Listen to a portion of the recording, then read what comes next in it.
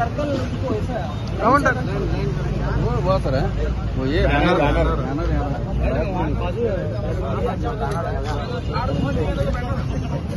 हमारे पुलिस हो या सारे हमारे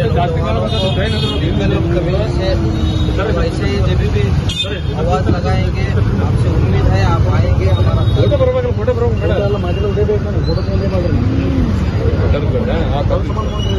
बात करो सर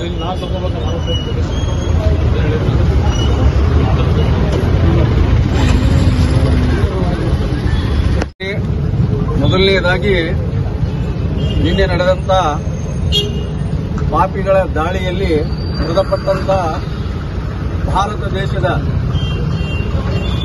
ಎಲ್ಲ ನಾಗರಿಕರ ಆತ್ಮಕ್ಕೆ ಶಾಂತಿಯನ್ನು ಕೋರುತ್ತಾ ಅದೇ ರೀತಿ ಆ ದಾಳಿಯಲ್ಲಿ ಗಾಯಗೊಂಡಿರತಕ್ಕಂಥ ಎಲ್ಲ ಗಾಯಾಳುಗಳು ಶೀಘ್ರವೇ ಚೇತರಿಸಿಕೊಳ್ಳಿ ಹಾಗೂ ಅವರ ಮನೆಯವರಿಗೆ ದುಃಖವನ್ನು ಭರಿಸುವಂತ ಶಕ್ತಿ ಆ ಅಲ್ಲಾಹನವರಿಗೆ ನೀಡಲಿ. ಮಾನ್ಯರೇ, ನಿನ್ನೆ ನಡೆದಿರತಕ್ಕಂಥ ದಾಳಿ ಅದು ಕೇವಲ ಮನುಷ್ಯನ ಮೇಲೆ ದಾಳಿಯಲ್ಲ, ಅದು ಮನುಷ್ಯತ್ವದ ಮೇಲೆ ದಾಳಿಯಾಗಿದೆ. ದಾಳಿ ಮಾಡಿರತಕ್ಕಂಥ ಕ್ರೂರಿಗಳ ಜಾತಿನೇ ಭಯೋತ್ಪಾದಕ.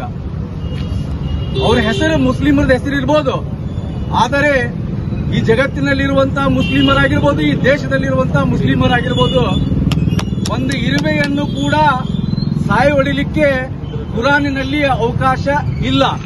ಪ್ರತಿಯೊಬ್ಬ ಮುಸ್ಲಿಮನು ಒಂದು ಇರುವೆ ಕೂಡ ಸಾಯ ಹೊಡಿಲಿಕ್ಕೆ ಆಗೋದಿಲ್ಲ.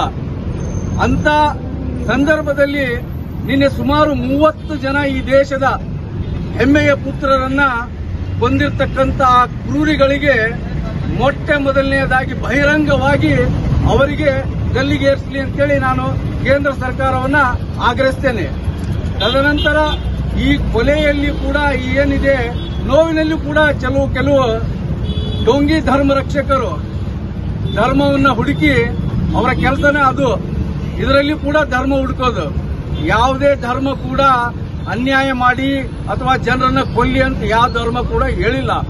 ಮೊದಲನೇದಾಗಿ ಕೇಂದ್ರ ಸರ್ಕಾರಕ್ಕೆ ನಾನು ಇಲ್ಕಲ್ ಯೂತ್ ಕಮಿಟಿಯ ಪರವಾಗಿ ಆಗ್ರಹ ಮಾಡ್ತೇನೆ.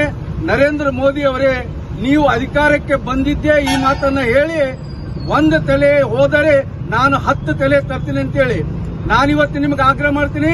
30 ಜನ ಈ ದೇಶದ ಹೆಮ್ಮೆಯ ಪುತ್ರರನ್ನ ಆ ಉಗ್ರರು, ಆ ಪಾಪಿಗಳು ಕೊಂದಿದ್ದಾರೆ. ನೀವು ನಿಜವಾಗ್ಲೂ ಈ ದೇಶದ ಹೆಮ್ಮೆಯ ಪ್ರಧಾನಿಯಾಗಿದ್ದರೆ ಸುಮಾರು 150 ಉಗ್ರರ ತಲೆಗಳನ್ನು ತರಬೇಕು. ಇಲ್ಲದೇ ಇದ್ರೆ ಅಧಿಕಾರದಿಂದ ನೀವು ಕೆಳಗಿಳಿಬೇಕು.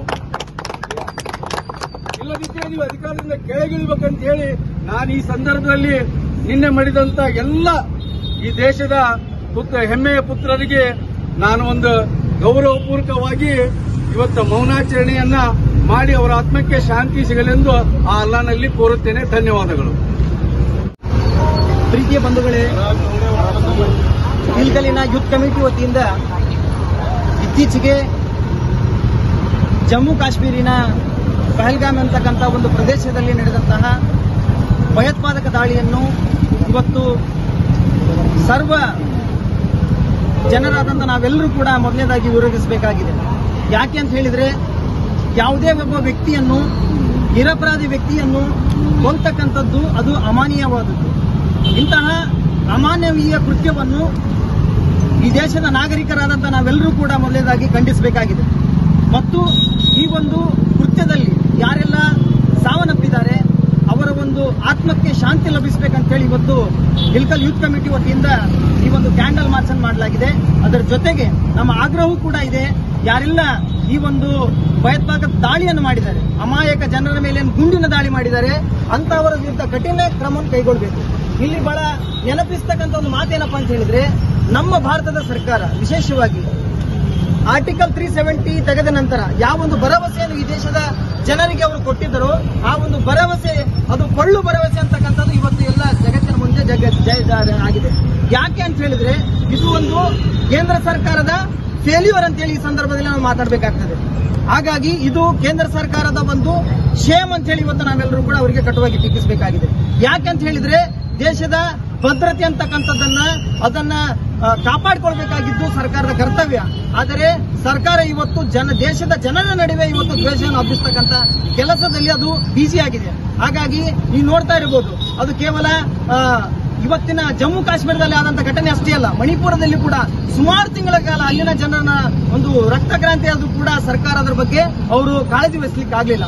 ಹಾಗಾಗಿ ಇಂತಹ ಒಂದು ಕೃತ್ಯವನ್ನು ಯಾರೆಲ್ಲ ಮಾಡ್ತಾರೆ, ಅದು ಧರ್ಮದ ಹೆಸರಿನಲ್ಲಾಗಿರ್ಬೋದು ಅಥವಾ ಯಾವುದೇ ಒಂದು ಹೆಸರಿನಲ್ಲಾಗಿರ್ಬೋದು, ಬಹಳ ವಿಶೇಷವಾಗಿ ಇವತ್ತು ನಾವು ಕುರಾನಿನ ಒಂದು ವಾಕ್ಯವನ್ನು ಇಲ್ಲಿ ನಾನು ಪ್ರಸ್ತಾಪ ಮಾಡಲಿಕ್ಕೆ ಇಷ್ಟಪಡ್ತಾ ಇದ್ದೇನೆ. ಕುರಾನಿನಲ್ಲಿ ಬಹಳ ಸ್ಪಷ್ಟವಾಗಿ ಹೇಳಲಾಗಿದೆ, ಯಾವ ಒಬ್ಬ ಅಮಾಯಕ ವ್ಯಕ್ತಿಯನ್ನು ಯಾರಾದರೂ ಕೊಂದರೆ ಅದು ಇಡೀ ಮನುಕುಲವನ್ನೇ ಕೊಂದಂತೆ ಅಂತ ಹೇಳಿ.